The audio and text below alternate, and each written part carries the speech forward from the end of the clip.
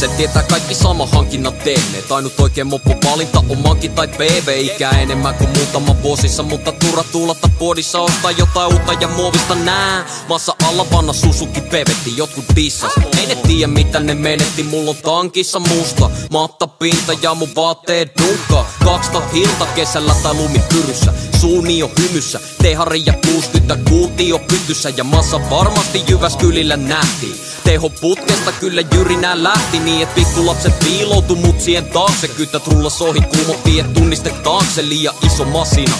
Pojat rikko lakia, mut Mikko soitti silloin aina infot, missä on ratsia. Se takia ei tullut sakkoja tai sanktioita, mut joiltain kuuli hulluimpaa kuin matkatarinoita. Damn, piti olla aina valmiina, vaik oikeesti mä halusin varaida ja chillaa. Aika usein en pykenny edes ajamaan. Taas PV hajalla ja pajalla piti jo melkein majailla. Myyjä kusetti kyllä kunnolla. Pieni mittari lukema ja on muutenkin hyväs kunnossa. Näyttävä mut täysrämä ja kaupan päälle myyjä soitti mulle perään. Rupes nauraa ääneen, et onneksi jonkun noin vajaa äijän sai ostaajaks. Jep, mopo motto aja päivä ja korjaa 2. Vaikka pari kertaa PV leipo kiinni. Vaikka mopo auto, kerma, perse, playmobiili tai skooteri. Edelleenkin lälläri pyörä. Koulun pihas kekkä jengi rällätti yöllä. Paskarinkin kaahas ja klippi maahan. Ja kaikki halus pimppi saahan, mut meillä oli finnin naamat. Maassa liimasta rasaria peussi. Nyt reinas kiinalaisel mankilla, jalat maassa keuli. Painohana aina maks määrä, bananen kekes millä vaan pihan päästä päähän vaikka 2 päällä. Ei ollut huolta tai ongelmaa.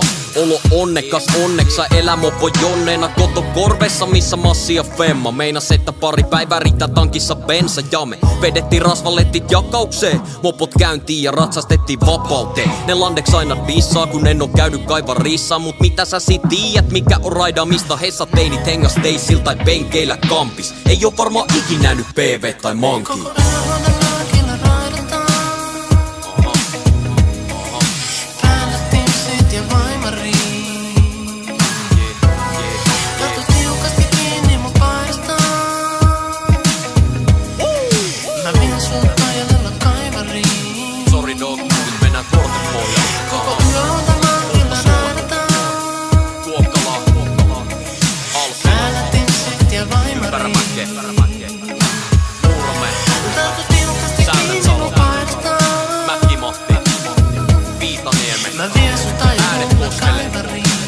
Järvelle, Keski-Suomeen ja Viipa.